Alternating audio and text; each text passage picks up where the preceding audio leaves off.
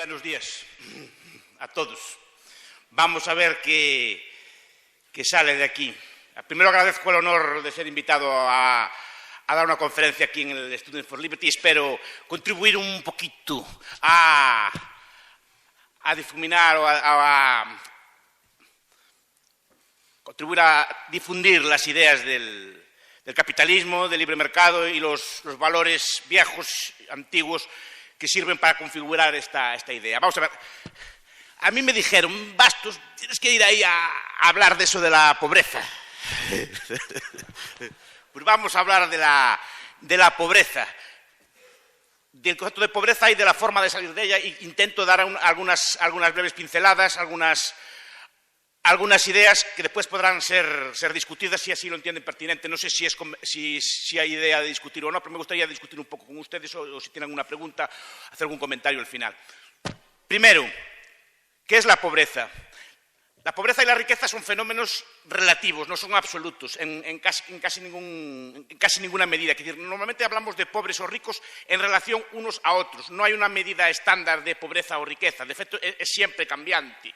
Y depende si nos ponemos en relación unos con otros. En cierta medida, por ejemplo, acabar con la pobreza es una misión imposible, porque siempre va a haber, en este aula, hay el más pobre de este aula, y hay el más rico de este aula, aunque sea por un céntimo. Igual que hay el más alto de este aula y el más bajo de este aula. Igual que hay el más gordo de este aula y el más flaco de este aula. Es inevitable que haya el más pobre de este grupo y el más rico de este grupo. En ese aspecto forma parte de la desigualdad humana y no tiene nada de malo. Y de hecho la riqueza o la pobreza, cuando la medimos, es algo relativa. Cuando, por ejemplo, vemos una tribu que descubren en la Amazonia o una tribu primitiva en algún sitio, nunca se nos ocurre decir que es pobre, a pesar de que carezca de medios materiales, simplemente porque no está en relación con otros grupos y, por tanto, no podemos decir si es rico o pobre. Si decimos son sus condiciones de vida así, viven así.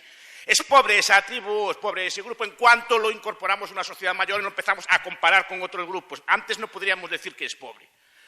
Podríamos decir que hay algunos elementos de pobreza o riqueza absolutas, pero siempre también en términos relativos. Es decir, si una tribu o un grupo se muere de hambre, pues decimos, pues es el clima, es malas condiciones ambientales, ese tipo de cosas. Pero nunca hablamos tampoco de pobreza. Hablamos de pobreza, repito, cuando la incorporamos a un grupo mayor, empezamos a ver que unos mueren de hambre, otros no mueren de hambre. Unos tienen muchos bienes, otros tienen muchos bienes. Pero por definición, la pobreza y la riqueza nunca se van acabar. La pobreza como tal, siempre va a haber un colectivo más pobre que otro. Incluso si Liechtenstein se independizara, que es el país más rico de la Tierra, pues habría los más pobres de Liechtenstein y los más ricos de Liechtenstein. Eso es imposible. Y a lo mejor habría diferencias de 3 o 4 o 5 veces entre unos y otros. Pero no quiere decir que el más rico de Liechtenstein sea muy rico ni que el más pobre de Liechtenstein sea pobre. Igual que el más pobre de este aula no tiene por qué ser pobre, ni el más rico de esta clase tiene por qué ser pobre. Entonces, eso hay que matizarlo. Es decir, que es algo que nunca se va a poder acabar, el hecho de que haya personas más o menos pobres, porque siempre va a haber unas personas, por pura necesidad física o vital, que van a llegar antes a determinados bienes que a otros. Entonces decimos, ahora en España tenemos la vacuna del ébola y en otros países no, somos ricos. Somos ricos porque alguien tiene que ser el primero, por un motivo que sea, en disfrutar de unos bienes por pura necesidad física. La capacidad de producción de un bien es limitada. Por ejemplo, la vacuna. Se producen 5 o 6 ahora en el mundo. Bueno, siempre habrá 5 o 6 afortunados que disfruten de ese bien y otros que se retrasen. Con el tiempo, esa vacuna se generalizará y no podamos decir que hay ricos y pobres. Pero entonces habrá una solución nueva a un nuevo problema. Eso pasa con todos los bienes. Por pura necesidad de producción no pueden difundirse a todos al mismo tiempo. Y eso siempre va a establecer desigualdades. Entonces, primero quisiera hacer esto. Las sociedades ricas y sociedades pobres no son sociedades ricas o pobres, son sociedades de gente rica o de individuos ricos, que hay muchos individuos ricos, y las sociedades pobres son las sociedades en las que hay muchos individuos pobres. Pero dentro de las sociedades ricas hay personas que son más pobres o que viven pobremente, y en las sociedades pobres hay gente que vive de forma rica. Esto también hay que matizarlo. Entonces, lo que quiero yo aquí explicar, haciendo estas salvedades previas, es la idea de cómo salir de la pobreza, que es algo que, digamos, de forma común todos entendemos, que todo el mundo puede acceder a determinados bienes básicos, determinados bienes de consumo, alimentos, seguridad, pues sanidad, vivienda, etcétera, ropa, etcétera. ¿Cómo poder hacer que una sociedad o un grupo de personas o la mayor parte de la población mundial o toda la población mundial tenga acceso a estos bienes? Yo odio la pobreza, odio a los pobres, no quiero que quede ninguno. No quiero que quede ninguno. Es una cosa que no me gusta. No quiero que quede ninguno. Y amo la riqueza, amo a los ricos. Quiero que todos lo sean. No sé si me explico. En mayor o menor medida. No tengo una cultura de defender la pobreza por la pobreza. Me gusta que la pobreza sea abolida de la faz de la tierra, que no quede ninguna en ella. Y por ese motivo, porque quiero que los pobres dejen de serlo, es porque adopto estas ideas, porque adopto estos idearios y porque defiendo estos idearios. No por defender a los ricos, sino porque los pobres dejen de ser pobres. Y todo lo que pretendo yo hoy apuntar es algunas ideas para salir de la pobreza. Primero, la pobreza o la riqueza son cuestión de cultura, son cuestión de valores, son cuestión de actitudes, básicamente cuestión de valores. Y lo que hay que explicar siempre es la riqueza, no la pobreza. La pobreza es la circunstancia normal del género humano durante toda su historia, o sea, la pobreza en sentido absoluto, de carencia de bienes materiales que hoy se consideran básicos. Es algo que es común a toda la historia de la humanidad. Solo algunos pueblos, y muy recientemente, consiguieron eliminar de forma generalizada o de forma bastante amplia en sus sociedades este tipo de elementos. ¿Y cómo se consigue? Pues con una combinación compleja. La pobreza muchas veces no es culpa de los pobres, obviamente no es culpa de los pobres, pero sí que es culpa de ciertas ideas que los pobres asumen. Igual que la riqueza tampoco en buena medida es mérito del rico, sino que son determinadas ideas, valores y conceptos y actitudes que tiene el rico. Tampoco en ese aspecto podemos decir que nosotros tengamos mérito por vivir en un país rico, ni que el que vive en un país pobre tenga exactamente la culpa de vivir en un país pobre. No es culpa directamente de ellos, pero sí que es culpa de las ideas que tienen los países ricos, su riqueza, y es culpa de las ideas, valores, actitudes que tienen los países pobres, la causa de su pobreza. La pobreza, básicamente, en buena medida, es una cuestión de cultura. Y la riqueza es una cuestión de cultura. Y hay una cultura de la pobreza. Y la cultura de la riqueza y la pobreza difieren básicamente en un punto, en el tiempo. En la visión del tiempo. La visión de la preferencia temporal. En la visión en cómo afrontamos los eventos futuros. En la medida en que somos capaces de llevar una vida pensando en el futuro, siendo capaces de sacrificar necesidades inmediatas por satisfacer necesidades futuras, en la medida que somos capaces de privarnos de placeres presentes por tener placeres futuros. Es una cuestión de tiempo. La cultura del país pobre y la cultura del país rico difieren básicamente en eso, en la cuestión del tiempo, de la visión de, si somos una cultura de carpe diem, de vivir el momento, concepto que yo personalmente odio, la idea de vivir el momento, vivir la vida, disfrutar, beber, salir, vamos de parranda,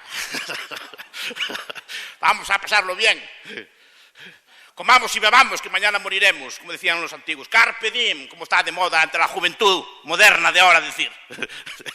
Pues no, no. Sociedades que salen de pobres son aquellas que saben sacrificarse, son duras, son correosas, saben sacrificar el consumo presente, saben vivir con poco día de hoy para tener más el día de mañana. Es una cuestión de tiempo. Y eso solo algunos sociólogos lo estudiaron. Banfield, por ejemplo, en un trabajo célebre.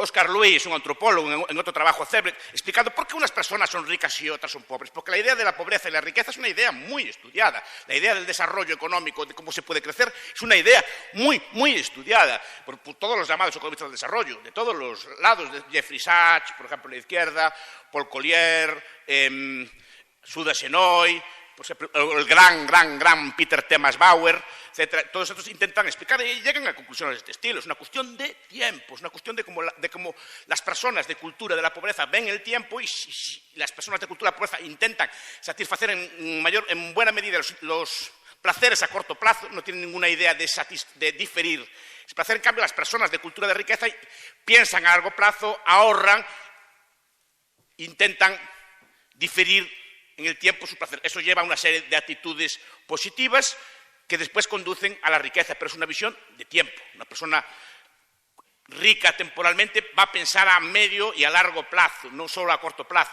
En cambio, la persona de cultura de la pobreza va a intentar satisfacer a corto plazo sus necesidades. Es el ejemplo que siempre ponen los psicólogos, antropólogos, entre el niño que le dan un caramelo hoy y el niño que le dan 2 caramelos dentro de una semana. El que es capaz de sacrificarse y recibir los 2 caramelos dentro de una semana es el que sistemáticamente es menos pobre que el otro. Aquel que quiere el sacrificio, que no quiere sacrificarse, que quiere el consumo a medio plazo, quiere disfrutar de la vida, sistemáticamente conduce, no sistemáticamente, pero muy probablemente conduce a una cultura de pobreza. Entonces, es una idea que para mí es central y es una idea de educar en el tiempo, de educar en los valores del tiempo y sobre todo no atacar a los valores del tiempo como culturalmente se le hace, la que puede llevar a una sociedad pobre o una sociedad rica. Y el tiempo, la cultura del tiempo está siendo sistemáticamente atacada en nuestras sociedades, incluso a veces con su colaboración. Vamos a pasarlo bien, fiesta, ¿qué más da?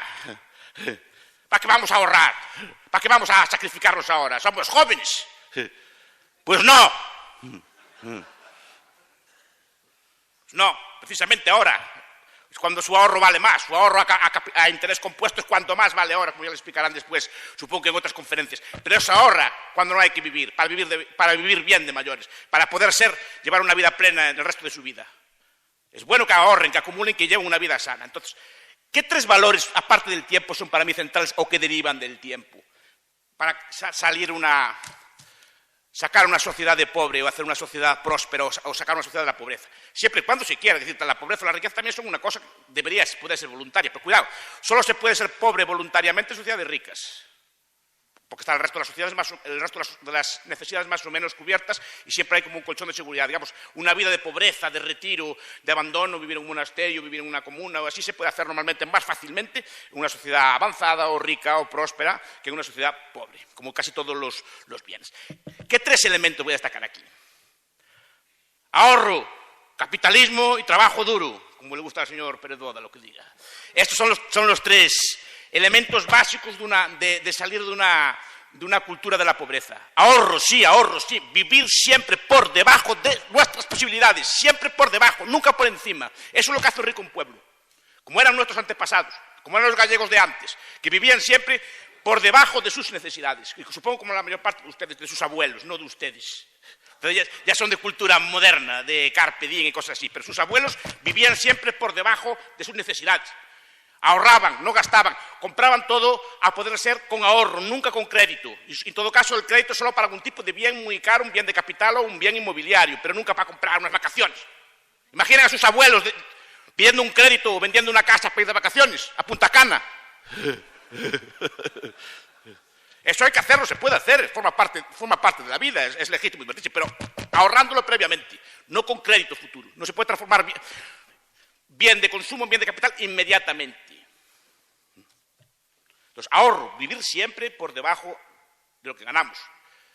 Los chinos, los escoceses, por ejemplo, son pueblos que viven con la mitad de lo que ganan, y así debería ser.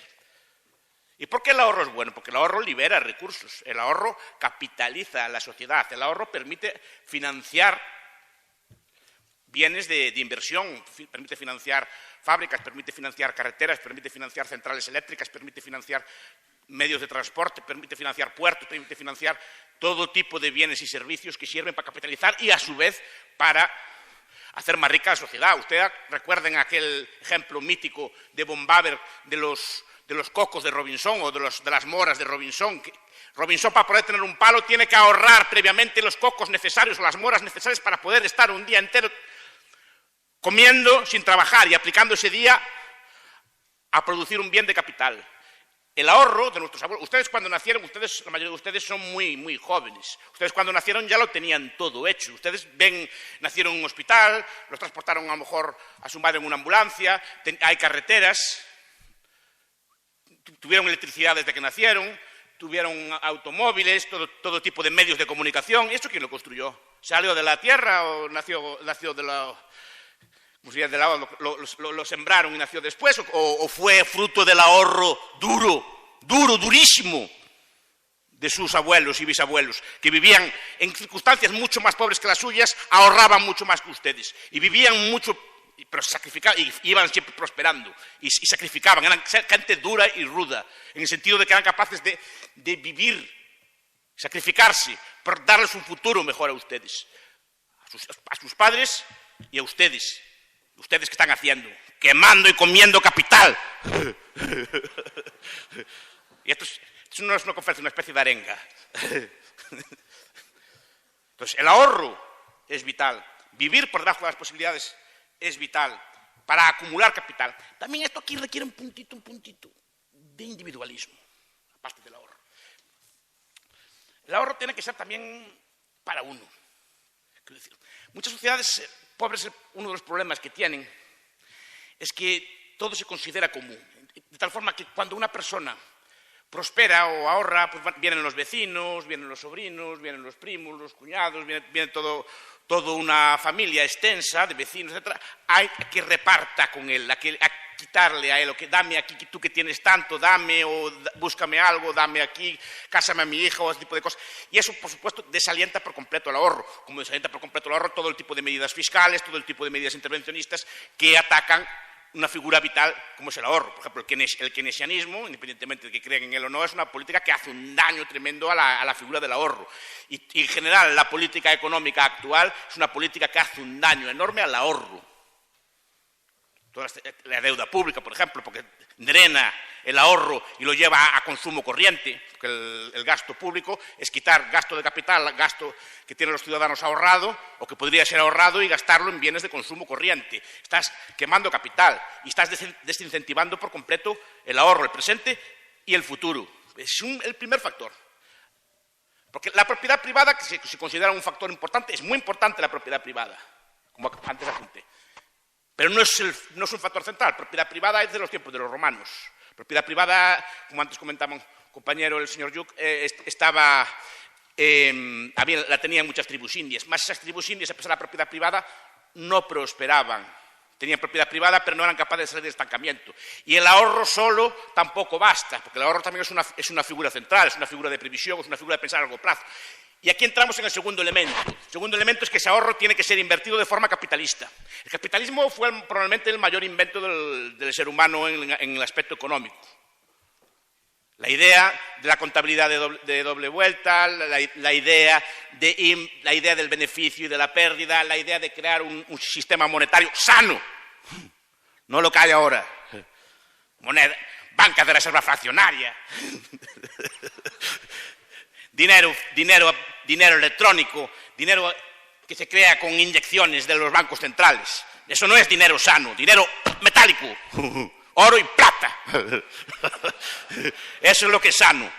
¿Por qué? Porque eso permite también pensar a largo plazo. Pensamos en un dinero que no va a perder su valor a largo plazo. Entonces necesitamos capitalismo, porque el capitalismo no solo es el ahorro, es el ahorro invertido de forma correcta, a través de elementos de inversión, a través de un cálculo más o menos racional de los rendimientos de la inversión. Necesitamos precios para invertir ese dinero. Y sobre todo necesitamos beneficios y pérdidas para invertir ese dinero. El beneficio y la pérdida es un elemento central. Nos dice, aquí inviertan, aquí desinviertan.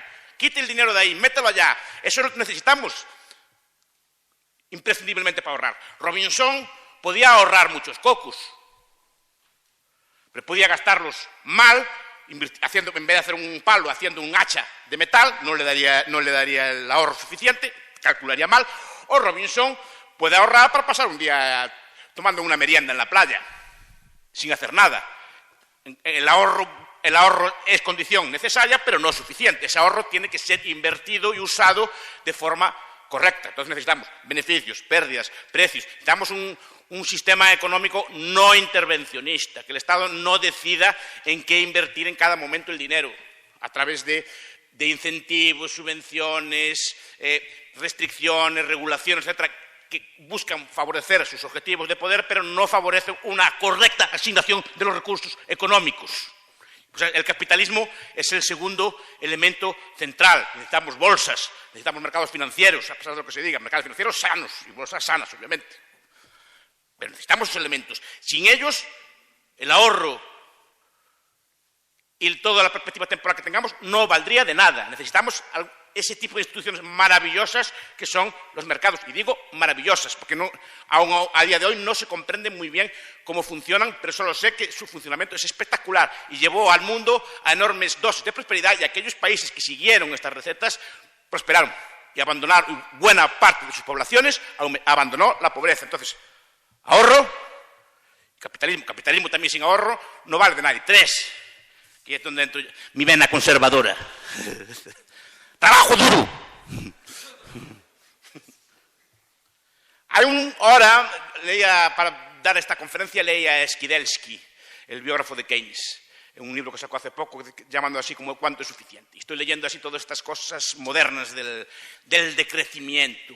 A Sergei Latouche, a Tim Jackson, esta gente toda así, a ver qué dicen. Entonces hay una cultura muy trasladada a la opinión pública de que el trabajo es malo, de que trabajar es malo, de que hay que decrecer, hay que vivir una vida de holganza, de ocio, sin hacer nada y primar el ocio sobre todas las cosas. Pues no, tampoco no, y 1000 veces no. No, el trabajo es bueno. El trabajo es lo que nos lleva también a hábitos de vida frugales. Que una persona que trabaja duro no puede tener determinados vicios, ni tampoco tiene mucho tiempo para gastar.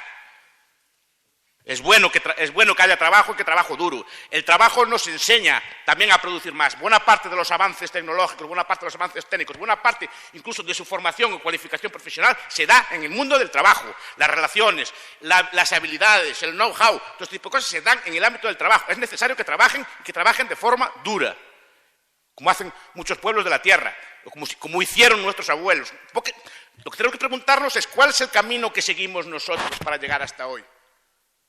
¿Qué hicieron nuestros abuelos? ¿Trabajaban mucho o trabajaban poco?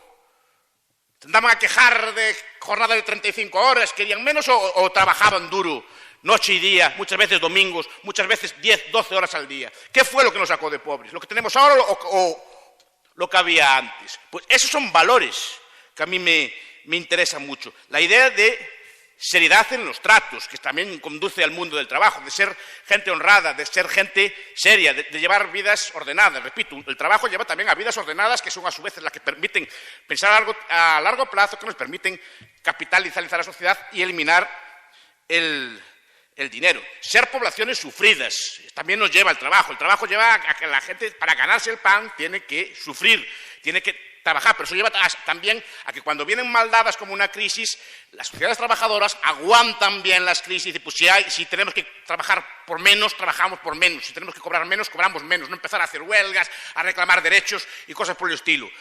Las sociedades que prosperan, cuando vienen mal dadas, son duras, son resistentes, se adaptan a las necesidades, no se quejan y prosperan. Aunque puede haber momentos dados de crisis. Por eso me critico todas estas ideas modernas de vivir sin trabajar, las rentas básicas y estas cosas todas que hay ahora de moda, porque son ideas que atacan directamente al núcleo de la riqueza. Son ideas que solo hablan de redistribuir lo que hay, como si lo que hay estuviera dado, como si lo que hay no necesitara de una amortización constante de bien, todos los bienes que tenemos. Cuidado, tenemos coches, centrales, etcétera. Hay que amortizarlas, hay que renovarlas cada cierto número de años. Si no hay capital y ahorro, ¿cómo mantenemos el nivel de vida? Si gastamos el dinero en rentas básicas y vivir sin trabajar 2 o 3 años, ¿qué le pasa a la acumulación de capital? ¿Qué le pasa a la riqueza que tenemos nosotros? Por eso digo, aquí también influye en la ética, en el trabajo influye una ética, influye una serie de valores, influye una serie de políticas, influye también las ideologías que tenemos. Por eso no me canso de combatir en el ámbito intelectual estas ideas de que tenemos derecho a no trabajar, queremos ser surfistas como de Van Parijs y poder dedicar a realizarnos. Vamos a realizarnos, vamos a disfrutar de la vida. Que el Estado que nos dé una paga a todos y que nos mantenga. Nos juntamos entre los cuatro con la renta básica, tomamos un piso y nos dedicamos a realizarnos, a hacer pintura y arte y cosas por el estilo. Y que nos mantengan los demás, los que trabajan, ¿no? Porque ¿quién trabajaría en sociedad de renta básica para mantener a los otros? Ese es el problema. Ese tipo de ideas hacen mucho daño a la ética del trabajo. Y con esto ya finalizo mi intervención. Solo quiero decir que los elementos de riqueza y de pobreza, si queremos tener servicios incluso públicos, sean públicos o privados, cualquier tipo de servicios, tenemos que ser ricos, tenemos que ser productivos. Una sociedad rica, una sanidad buena, unas carreteras buenas, una educación buena, repito, sea pública o privada, sí que la pública puede ser buena en algún momento, pero bueno, hipotéticamente podría serlo. Solo puede ser en una sociedad que tenga los medios necesarios para mantenerla. Si atacamos los medios, atacamos los valores que nos hicieron ricos, volveremos otra vez a ser pobres, sin misericordia. Muchas gracias.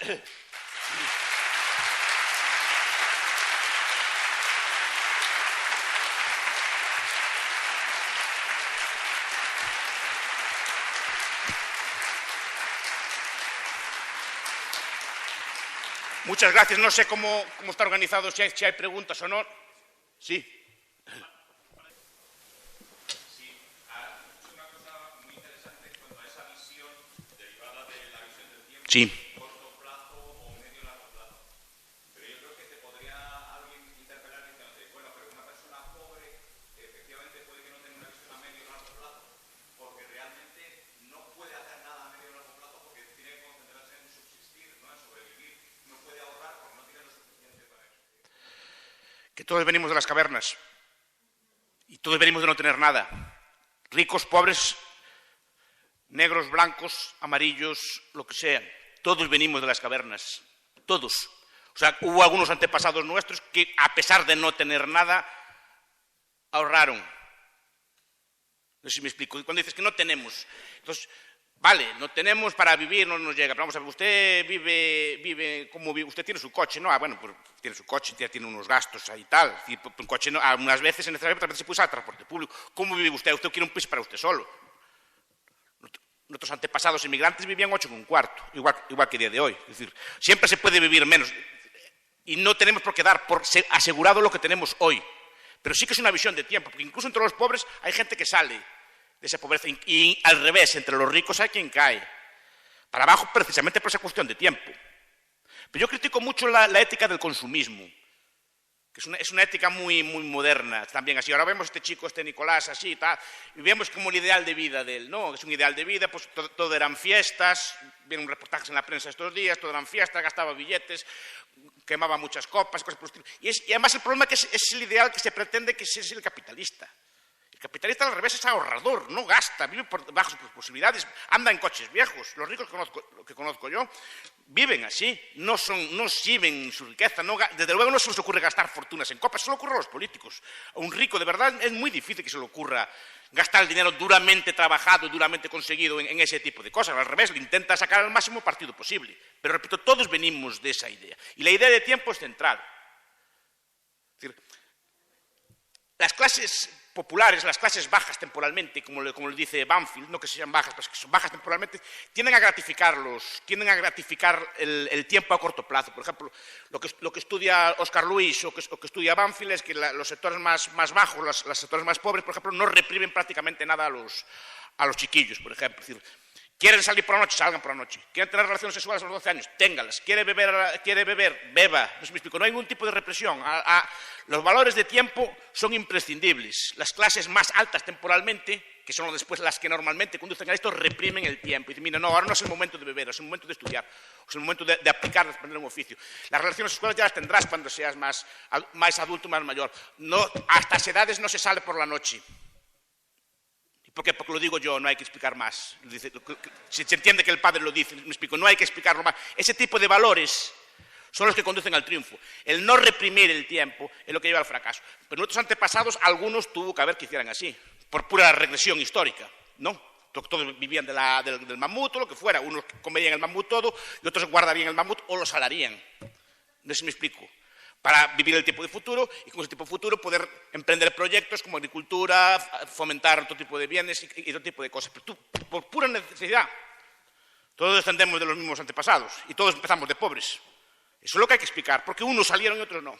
Pues algunos fueron capaces de decir, bueno, tengo este trozo de carne aquí, no lo voy a comer ahora.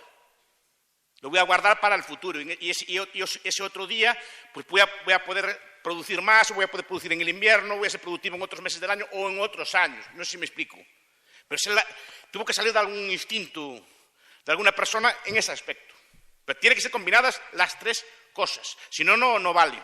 Unas cosas sin las otras no valen tampoco. Por eso es tan complicado la riqueza y por eso la riqueza es tan escasa, históricamente. Porque es difícil, no es intuitivo, lo intuitivo, lo normal es comer lo que hay al momento.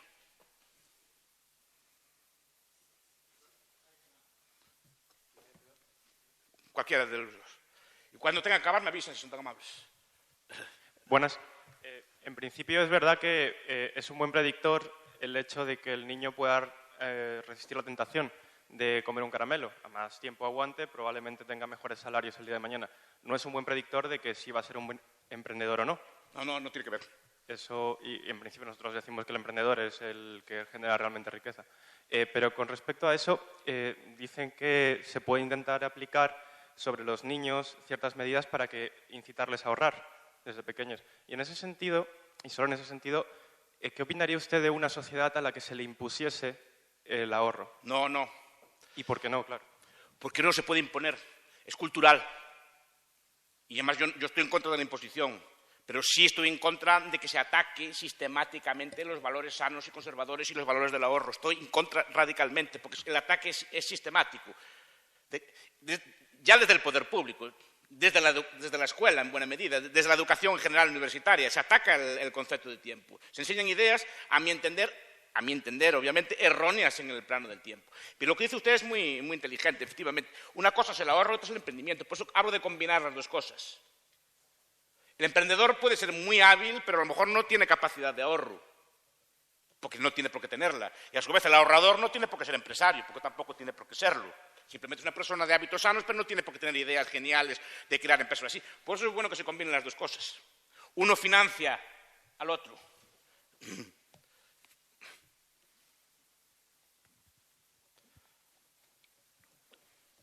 Vamos a intentar que sean preguntas concretas, ¿vale?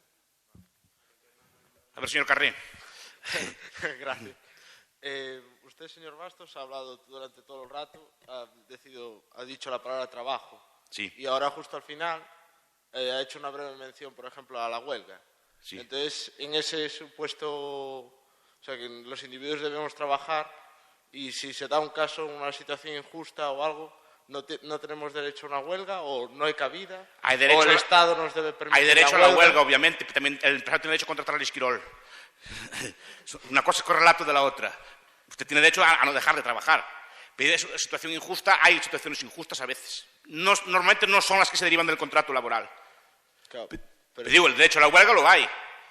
Usted tiene derecho a reclamar el salario que usted entienda pertinente.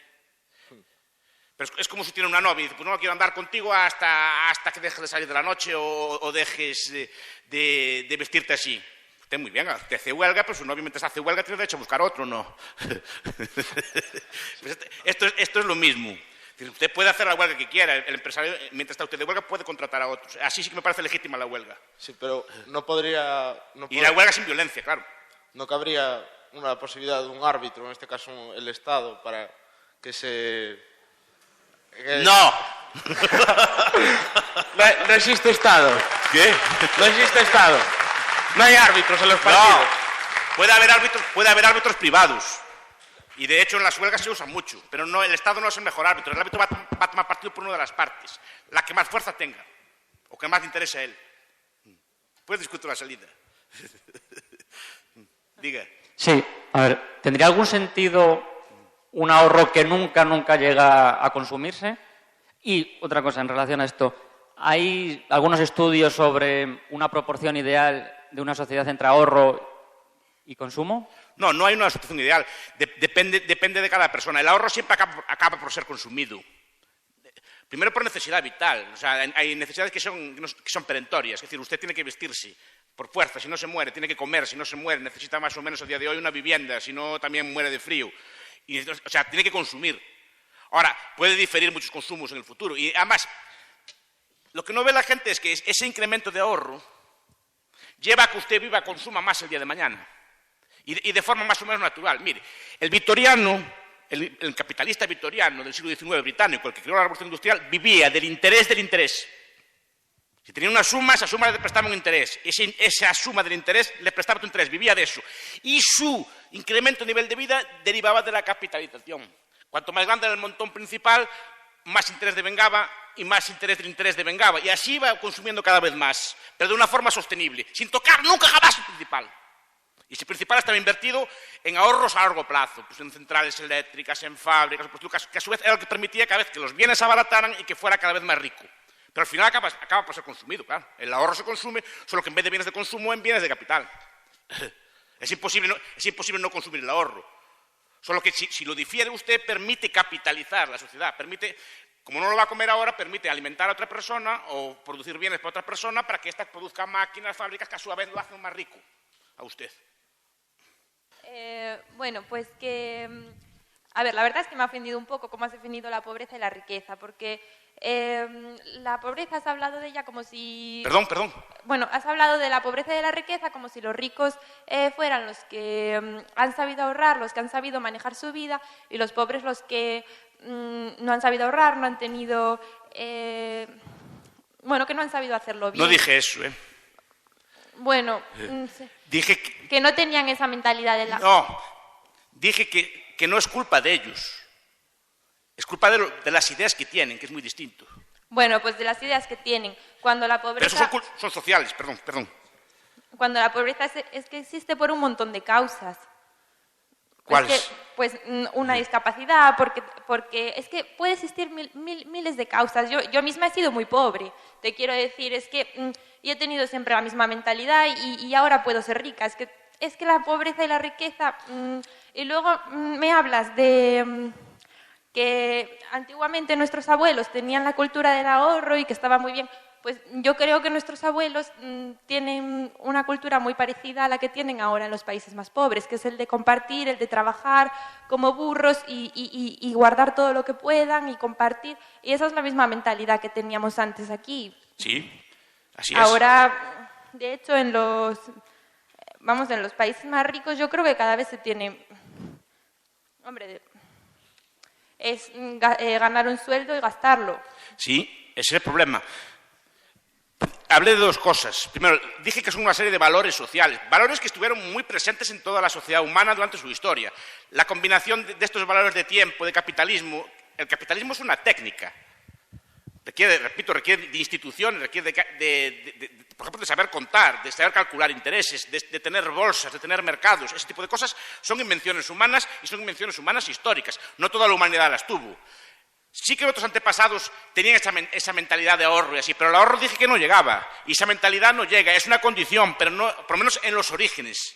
Es una condición. Hoy en día un país pobre se puede capitalizar sin ahorrar directamente pidiéndole prestado a los que sí ahorraron previamente. Que es la ventaja de llegar al segundo, que hablan los economistas, que simplemente, como ya los demás tienen capital, te pueden prestar a ti. Pero cuando no había capital ninguno, nuestros antepasados tenían que ahorrar. Pero no solo basta el ahorro, no solo basta la mentalidad adquisitiva, tiene que ser combinada con capitalismo, o sea, con un uso racional de esos ahorros.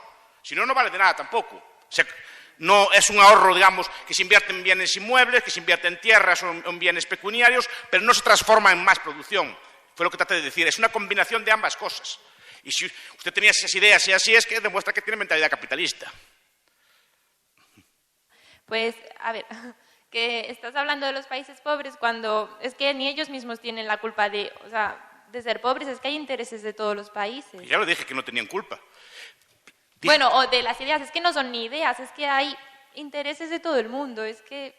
Pero lo que trato de explicar es que la humanidad lo que hay que explicar es la riqueza. Lo extraño históricamente es la riqueza. Toda la humanidad mantuvo un nivel de vida muy estándar, muy constante en la pobreza hasta el siglo XIX y XVIII. Básicamente toda la población del mundo tenía la misma renta. España tenía incluso menos renta que un chino, por ejemplo, en el siglo XVIII y XIX. Es decir, no era un emporio esto de prosperidad. Lo que hay que explicar es por qué algunos países se hicieron ricos antes y después esa riqueza se difunde como mancha de aceite al resto del mundo, porque incluso los países pobres a día de hoy se benefician de la riqueza de los ricos. Pero la situación de los países pobres es la situación secular de toda la vida. Lo que hay que explicar es por qué algunos salieron, no porque todos son pobres. Y antes toda la humanidad era pobre.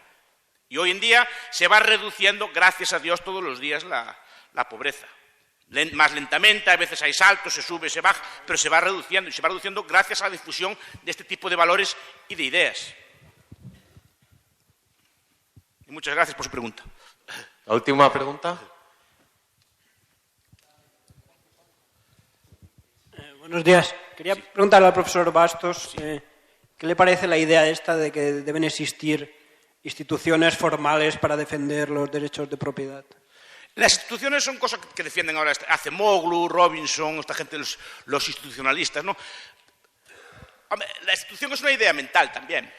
La institución no tiene realidad física. La idea de la institución de la propiedad privada es algo que está en la mente, la idea de que hay que respetar los tratos, los contratos y hacer instituciones, por ejemplo, que sancionen a los que incumplen, etc. Son ideas mentales, forma parte de los valores que dije. Pero no tienen realidad fuera de nuestra cabeza. Entonces, pero es bueno que exista, claro, forma parte del acervo de valor. A ver si me explico, en 30 minutos, 35 no se puede explicar todo esto. Los economistas del desarrollo hay cientos y miles de libros explicando estas cosas. Entonces, son unas pinceladas para dar una especie de pequeño arenga así para introducir al debate aquí a esta gente liberal de aquí de España. Pero no más allá de esto. Se me quedan muchos temas, se podrían hablar de muchos temas. Pero muchas gracias y muy amables. Muchas gracias.